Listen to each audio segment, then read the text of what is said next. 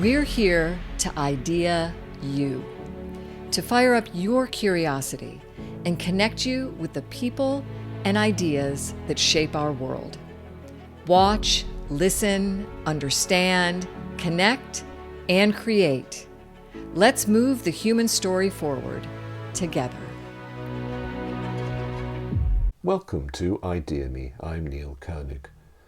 Drawers like this are sadly an all too familiar sight across the globe. One study estimates that in Germany alone there are 200 million old mobile phones going to waste in this way. Now, a company called Refurbed is trying to breathe new life into old devices. I met one of the enterprise's founders, Kilian Kaminski, at this year's symposium organised by the students of St Gallen University in Switzerland. I began this interview with Kilian for ideaXme by asking him to tell us a little more about himself and his enterprise. My name is Kilian. I'm one of the founders of Refurbed, originally from Hamburg in Germany. I then lived and worked quite a while abroad. I did my master's degree, for example, in Shanghai and in London, and then started my professional working career at Amazon in Munich. I was in charge of launching the Amazon refurbished program in Europe, so from the United States to Europe. That was my first touch point with refurbished products, where I really fell in love with these products because I'm convinced that they have to be part of our future, and circular economy must be the new reality also for the whole business sectors. So I was really convinced, but also realized quite fast that Amazon is not really focusing on refurbished products, because a business model is built on selling new products with their retail partners, with the brand corporations that they have. So I realized that if I want to do it right, I have to do it somewhere else. And then it's resulted that I founded my own company, Refurbed, together with my two co-founders, Peter and Jürgen, around 7 years ago. And next to being a founder of this business, I'm also regularly being part on different conferences, events to kind of promote circular economy, to really ensuring that this mindset of business understanding regarding more circularity, impact creation is really important. It has to be our future. And this is so what I also spending parts of my personal and private time as well to really make a change here. Just going back to the beginning of your career, when you were at Amazon and they started going into refurbished products, why did they do that? They were seeing demand. I mean, when we're seeing the reasons why they launched this program, this renewed program of Amazon, it was mainly driven by that they realized that customers were searching for refurbished products on their website, on the Amazon interface, but they didn't get any results. So these customers left the Amazon platform, went to Google and purchased it somewhere else. And as Amazon wants to be the everything store where the customer can get everything that they want, they kind of had to create this product selection as well on Amazon to ensure that these customers are able to find and purchase these products on the Amazon platform.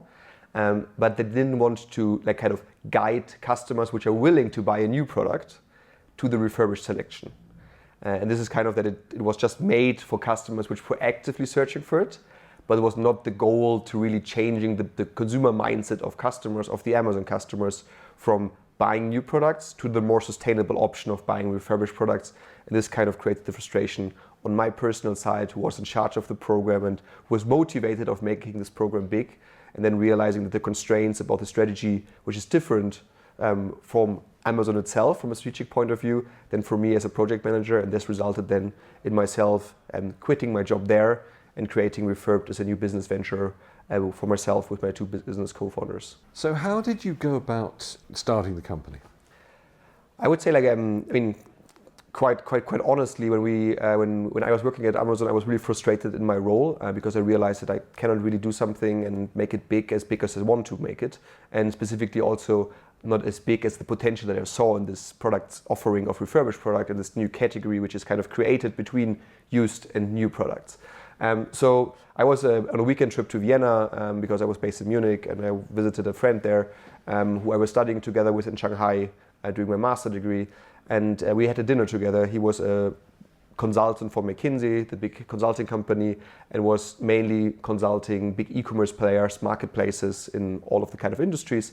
And we both sat together, both frustrated about our current job, he at McKinsey, myself at Amazon, and we talked what we both are doing, and then realized that marketplaces are a really great business model. Refurbished products are really have a really future perspective of really being a huge, impactful and large business opportunity. So we said together, let's combine our both knowledges and expertise that we have and creating our own company which focuses on creating a marketplace business model just for refurbished products. And so this was kind of then the first touching points when we were sitting together over dinner, having a couple of beers, talking about it, and then just came up with the idea, let's do it. And then when we started the company, and we literally, I think 4 weeks after we had this conversation, we founded the company, we realized that the only missing point is the technical expertise in the regard of programming and developing a website or developing a marketplace online tech presence. And so we searched for a third co-founder, which is our CTO, Jürgen, which then kind of completed our skill set, which I would say is industry understanding, marketplace understanding, strategic and finance understanding from Peter, and then also from the technical and product side, which Jürgen brings into the table as well as a third co-founder to really have a combination out of skill set, which is required to build a company from our perspective at this point of time. And I think 7 years later, we can really say that this founding structure that we had, us three as co-founders with the skill set that we had, really enabled us to grow to the stage where we are right now. So you had this dinner with your pal, and then you found your technical wizard, and then I suppose the next stage was getting hold of some products to refurbish, was it? Or was it building a website to invite people to send them in? I mean, how did you get it off the ground? Yeah, I really like the term of wizard, because I think he really is a technical wizard. What he built was really extraordinary, I would say, specifically in the speed and the quality that he built it. So it's a huge kudos to him as well. But yeah, so our biggest task when we started the company was that we had to create a website and a marketplace website. So what's important to understand is we're not doing the refurbishment ourselves, but we are working together with more than 300 partners which are doing the refurbishment. And it's kind of like a B2C or B2B business. That means that we have not like private citizens which are repairing devices and selling them on our platform. So it's not a peer-to-peer business. It's really like professional companies. So also not really the repair shop at the train station with repairing devices, but really professional businesses which are refurbishing 1,000 devices or more per week with a kind of the same machinery and technical setup than the manufacturers producing the devices, which automatically also creates this high quality of products that we have on our website.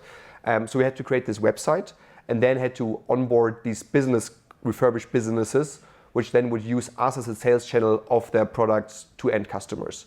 And there, of course, one of the advantages was that when I was building up the program at Amazon, I, of course, knew these business partners, which are the refurbishers.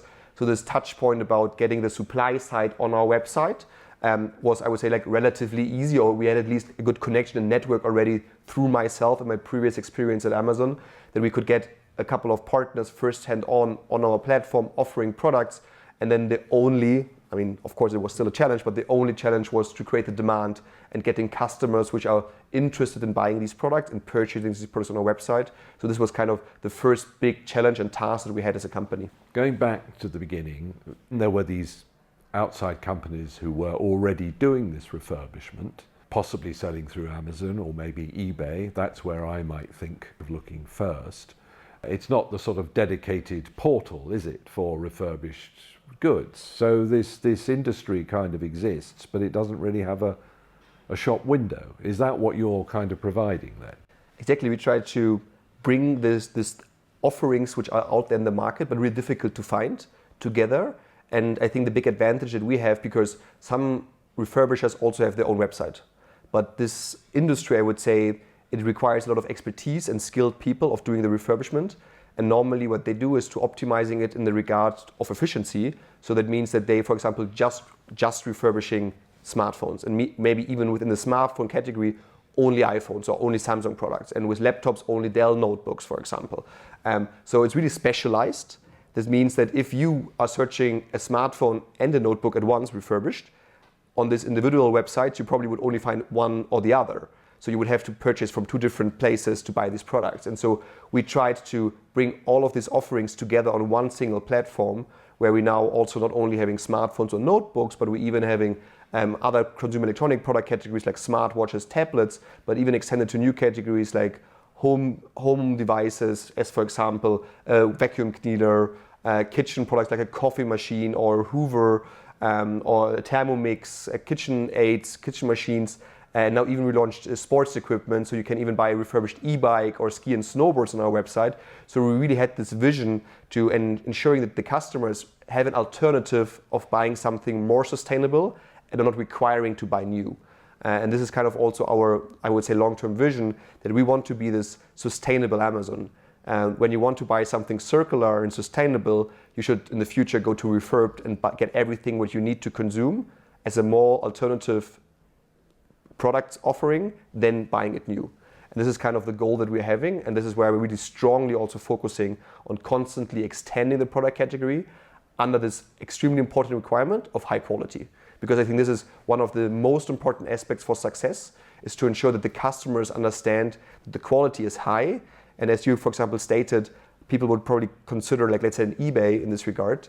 And I would say the biggest difference is Amazon is a platform for new products, and eBay is a platform for used products, and refurbished products are something different, which is in the middle, most likely much closer related to new than to used, but it combines the benefits. Like from a new product, it combines the functionality, the warranty, but from the used products, it combines the price, the lower price, but also the sustainability aspect, of course, because it's much better to buy something which was already produced instead of producing something new. And so we created a new product condition category between new and used, which is really close to new, but has the advantage of more sustainability and a more affordability, which I think also makes it such a success factor in our case. This question of the category is an interesting one. I did a piece a few years ago when I was at the BBC about second-hand luxury, the idea of recycling luxury goods, which in some markets, like in France or Italy, is fine. People are keen to buy those products. In the UK, second-hand has a bit of a negative connotation. Did you find that different markets had different responses to the idea of something refurbished? Absolutely, I think you're absolutely right.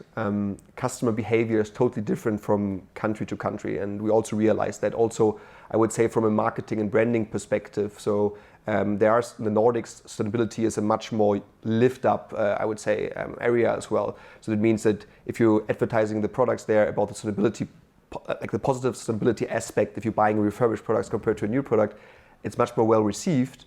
And when other countries, for example, like Eastern Europe, the sustainability aspect, I think, is not so well established yet. Of course, there's, I think, everywhere development in the direction of sustainability is important, but there the price is a much stronger driver for the purchase decision. So we also have to adapt it in this regard. And I think, as you said, second-hand, like used second-hand, has a bit of this ditchy perspective, specifically when we talk about electronics. You know, it probably breaks down. There is a data of the former user on this device as well. So we are really, really strongly emphasizing that refurbished products have nothing to do with the used products. It was a used product when this product arrived at a refurbisher, and then they're refurbishing this device in up to 40 steps. There's a certified data deletion. Then there's a software check about all the individual components that the device has to understand which components have to be replaced to bring this product again to a 100% functional product. On an average, only 2 components are replaced, and this makes it so sustainable, because if a product which has normally 100 components, only 2 have to be replaced to bring it back to a like new functionality, of course it's much more sustainable. But as you said, this is, I think, the aspect of educating customers and creating the awareness that it has nothing to do with the used products. And I really like to bring it always a bit to this comparison with a car, right? Like 20 years ago, people were saying everyone bought a new car. Right now, I think the majority of the society buys a used car, like, or a 1-year car, a car from a dealer which was used in a bit in the beginning but had 1,000 kilometers off, and then you can buy it for a much cheaper price. And people would say it's much smarter to buy a used car or a yearly 1-year car than to buy something new of the price advantage. And this is now cool and it's smart choice. And I think our goal is to really bring people there, that they say the refurbished offering is the smarter, the cooler, a lifestyle choice long term, because it means also the more sustainable choice. And this is the goal of also like a mindset shift, I think, which we really want to establish. You say there was already an industry of people refurbishing things for people like Amazon to sell, but now you're creating a separate marketplace. How do you make sure that your suppliers are maintaining their quality and so on? Do you go and inspect them, or how does that work? For me, this is one of the most important aspects of success criteria for us, because also when you're looking at the marketplace, we are only successful if customer coming back. If a customer makes a first purchase, has a negative experience and never comes back, our business model also from a financial perspective doesn't make sense. So you need to have retention, you need to have customers which are not just buying one product, but regularly buying products from us. So the quality aspect, I think, is the most important one. So in our case, it means that we're only allowing suppliers or partners selling on our platform after a really strong KYC process where we're really checking, first of all, what kind of systems they're using for data deletion. What is the machinery they're using to ensure that the quality is always up to date.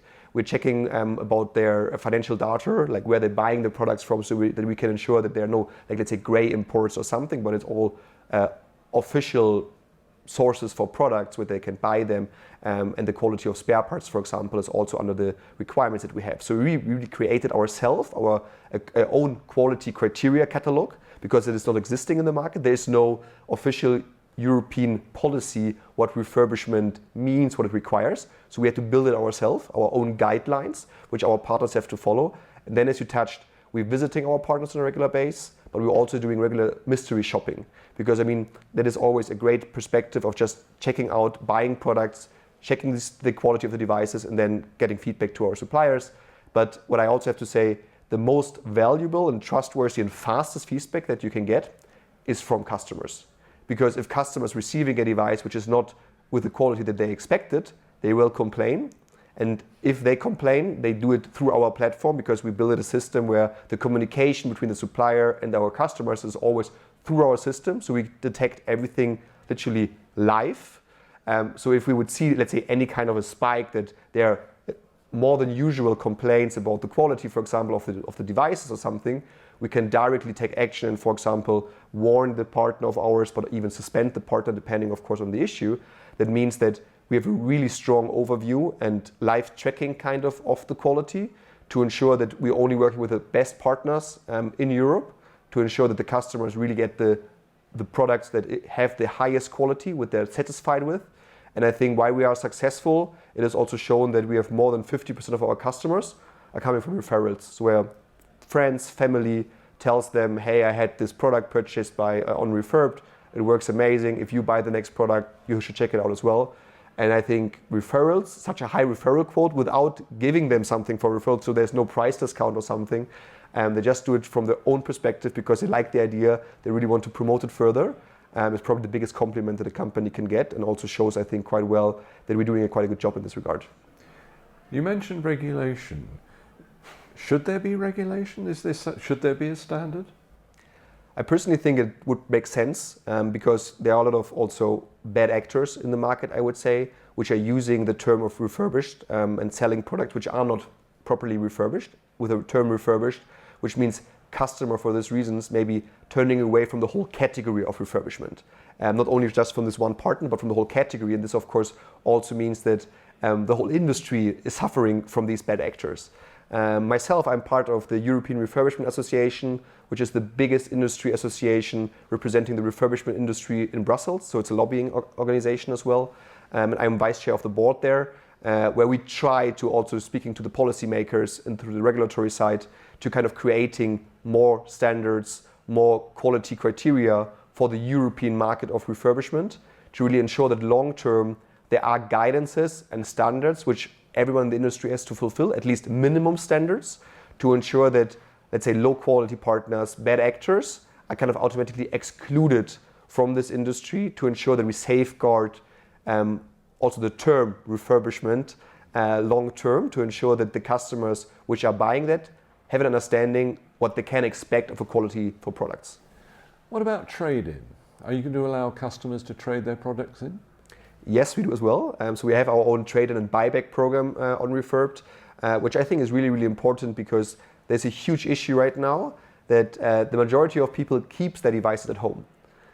So specifically in Europe, the European culture compared to the US. In the US, when you're buying a new phone, for example, a smartphone, you're automatically kind of trading in at the telco provider your old device. In Europe, you're buying a new product, you're putting your old product in the drawer, and there it sticks, and then it just like it piles up with phones in your drawer. So in Germany, there was a statistic that more than 200 million smartphones and phones are in the drawers just of German citizens. That means that we have 80 million people, not everyone has a smartphone, so it also means kind of every person on average has 3 to 4 smartphones or phones in their drawers. And when we're talking about rare resources, right, and we are here on the St Gallen Symposium, where the topic is scarcity. They're the resources in these devices which are really valuable: gold, silver, copper, and they are just lying there without any usage. And this, of course, is a tragedy and also disaster. And so we also want to emphasizing of motivating people to sending back their old devices into the circle, so trading them in through refurbed, so that we can keep them into the circle, getting them refurbished again, and allowing other people which are really interested in buying still these products to buying them. So kind of really closing the loop and being 100% circle. That is a really important goal for us, and it was in the beginning as well one of our targets that we had. So we're really happy to achieve this, that we selling products, but also we're allowing, if someone buys a refurbished product from us, that they can also sell the old device directly back to us as well. What happens if you're too successful and everybody buys refurbished phones, and there's just this kind of endless loop of people buying refurbished phones, and people like Samsung and Apple aren't able to sell any new products anymore? I would love to have this conversation or this problem.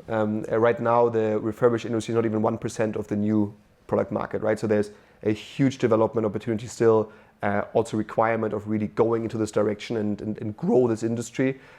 So I think we will have a couple of years or even decades until we may be considerable reaching this point.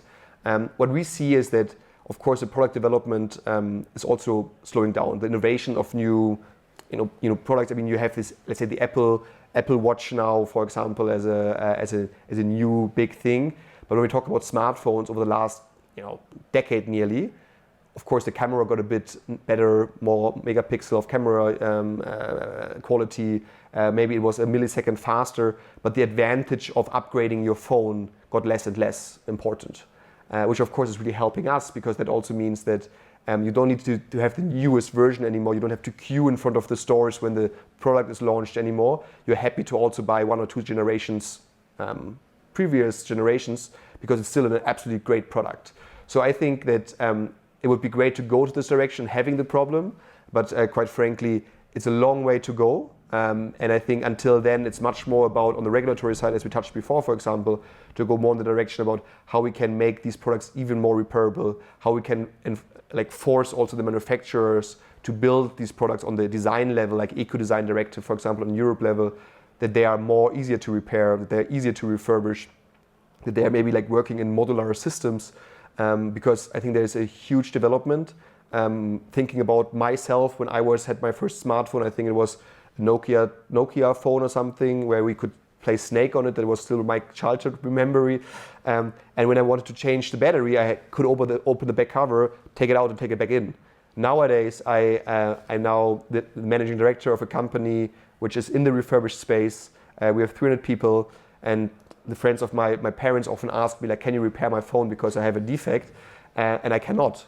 I will break the phone. It's so complex to repair it, and you need such a technical skill set of really opening the device in the proper way, understanding which parts you have to remove first to get to the underlying other parts, that this complexity also means refurbishment is really complex, therefore expensive. And this also means that linear economy will also stick as long as possible, because these manufacturers want to drive linear economy. They want to replace devices every year. Therefore, they're launching every year a new model. And we have, I think, rethink this mindset and an understanding that circular economy has to be structured from the beginning by the manufacturers. But I would say what we are right now doing is we're kind of forcing them to showcasing that refurbishment, that there's a huge demand for repair and refurbishment, and that they also have to rethink their business models. And hopefully this will also mean that they will slowly start to building up different structures of their strategy. And the policy side and the regulatory side, of course, also kind of started to forcing them in this direction, which specifically happened over the last couple of years through the European Green Deal as one important factor of this movement. And what countries are you operating in at the moment? We're active in Germany, Austria, then in Italy, in Sweden, Denmark, and in Netherlands, in Ireland, and in Portugal, Belgium, and Czech Republic, so in 11 European countries. What about the UK? Yeah, we would love to be in the UK, and we were close to launch before the Brexit happened. And then the Brexit made everything sadly a bit complicated. And the biggest issue here is customs, because the partners that we have are kind of based all in continental Europe. That means that they can ship their products around Europe without any issue because of the free trade agreement and shipping agreement. But of course, moving into the UK, but also Switzerland, where we are now today having the interview, of course makes it a bit more complex due to the custom case. And therefore, the decision that we had was just to focusing first of all on the market where we can also expand faster into, where we can really using the structure that we have, our network of partners that we already have established. But it's still, of course, a perspective and a goal for us to also offering our UK citizens and our UK customers the opportunity to buy refurbished products. But we're still not active there. It's on the roadmap, but I think it will still take a bit of time. This podcast series, the ideaXme podcast series, is all about people who are helping to move the human story forward, and this conference that we're at, organised by the students of St Gallen University, is all about the future. Where would you hope your project would be in 5 or 10 years' time? First of all, we just rebranded at the beginning of the year, like not the brand name, but like the claim, for example, and some of the designs. And our new claim is Rethink New. And what does it mean? It means that we as a society, we should rethink what new really means. Because we are convinced that the new should be like refurbished. So the new normality should be circular economy and not linear economy, not new products. In our case, we talk about refurbishment, but we can also put it in general in the term of circular economy. So I would think like one of the big goals that we have is that we also want to be a role model for other companies to see that a circular business model, which we have, and that circularity is in the core and the heart and was the reason why we found the company to create an impact and having a positive impact on the environment, can be successful and can really be a business model which is not just impactful, but also economically successful, which of course is really important because that is why all of the other companies are looking at and maybe also considering, can they move in a more circular direction just from a financial perspective. And so this is our big goal, to really ensuring that we go in this direction, moving there and really creating a case kind of for other companies that it's possible. So I would say this is a big topic, that circularity will be the new normal, and we kind of also were one of the leading players of guiding the industries in this direction. And then for us as a company itself, I think would be really that in 5 to 10 years, you literally can buy everything that you want to consume, circular, sustainable, refurbished, unrefurbed, and you don't even have to go to an Amazon or other players in the market to buy products, because we have everything that you want to consume, and you can do it more sustainable and having a positive impact on the planet. If we can achieve that, I think then I would be more than satisfied, and I think also the planet would be satisfied because it would have a huge impact on the environment as well. And do you see this extending beyond consumer electronics or even things like white goods, washing machines and so on? Do you think it can be expanded even wider than that? We showcased it, I think, with the first example of, for example, the sports category, where we're now also refurbishing e-bikes, refurbishing sports gym equipment, for example, ski and snowboards, which I think is a great example of like outside the classic consumer electronic categories that you refurbish devices. What we see as well is that, of course, as we're not refurbishing ourselves, but we're working with partners, these new categories, like for example, in our case, kitchen products in the beginning, and then household goods, now going to sports, it is a development. So when we started, there was no real refurbishment in household goods, kitchen products, there was no e-bike refurbishment. There was maybe repair, kind of, but the repair and refurbishment is also something different. So what we really saw there is that there's now businesses realizing that there is demand for these kind of refurbishment activities in other new categories, which automatically also enables us to onboard these partners in these categories, and we're working together now also directly with brands. So for example, we're working directly together with DeLonghi for coffee machines, with AEG for white goods, as you just touched, or with vacuum cleaners. And these brands are also now considering how we can be more circular without totally cannibalizing our business model. And therefore they really like our approach of the Refurb platform, which solely focuses on refurbished products, not selling any new products, because you have a really different target group. So for them, it's more an additional to the actual business that they normally have with just selling new products, but increasing also their offering and their and for customer demand, which want to buy more sustainable, also now offering these products. And I think this is the really interesting part, which will enable us to even further expand. We even, had first conversation with furniture companies, which also think about how we can refurbish furnitures, specifically, I would say like more high expensive luxury brands, which because of course refurbishment costs money and so on. But even they are now considering how we can go into the circular economy. So I think there will be a lot of opportunities in the next couple of years of totally new categories, which we not even having in mind, which will have refurbished offerings, and we are more than happy to directly being on the forefront of starting with them together and bringing their refurbished offerings then to the customer group which we already have, which understands what refurbishment means and is always happy to purchasing new products instead of buying them new. The future's circular. I'm totally convinced that it must be, it will be, but it also must be if you're looking on the national disasters we're having across the globe. So I think there's no way around circularity, and therefore we built the company with the sole mission of having a positive impact on the planet. And we're really happy to see that more and more business, specifically startups, are now also going into this direction about creating a purposeful and impactful business model itself, and really having a sustainability strategy in the heart of the business, or like a born from sustainability strategy business. And so we now also have to use this momentum, I think, to also challenge the big players, the big companies, the corporates, the global businesses, to understand that these new companies coming in, and they could take market share if they don't react as well, because we only can really fight climate change if we all do it together. Not just the startups, not the scale-ups, the growing businesses, but also the mature businesses that are already in the market have to be more circular. The policy and the politics, the governments have to really embedding like circularity in all the strategies and the policies, but also we private citizens, we really have to rethink how we are consuming, how we are traveling, how we are eating food, what kind of we're buying. I think all of this mindset shift has to go over all the different parts, and we cannot just finger pointing anymore that someone else has to move. We all have to do our parts, and then we will be circular. And then I think we have an opportunity of saving our beautiful planet as well for the future generations.